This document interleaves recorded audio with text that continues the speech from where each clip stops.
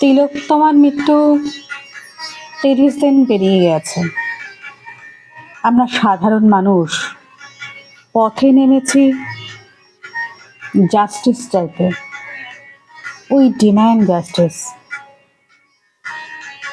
এমন অনেক মেয়েরা, অনেক ঘরের মেয়েরা আগে মরেছে বহুবার, কিন্তু এভাবে কখনো আমি আমার জন্মের পর এরকম বিপ্লব দেখিনি, এরকম সংগ্রাম দেখিনি, জাস্টিসের জন্য লড়াই দেখিনি।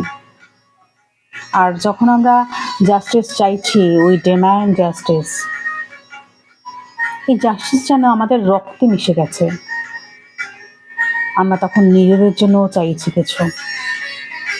আমরা মুখ বন্ধ করে এতদিন যে সবকিছু মেনে নিয়েছি, এখন মনে হয় আমরা দাবি করতে পারবো, নিজের জন্য লড়াই করতে পারবো। সেলফ রেসপেক্ট করতে পারবো হয়তো খুব সহজেই। নিজেকে সম্মান দেওয়া ভীষণ জরুরি। হাজার হাজার ঘরের মেয়েরা সম্মানের আশায়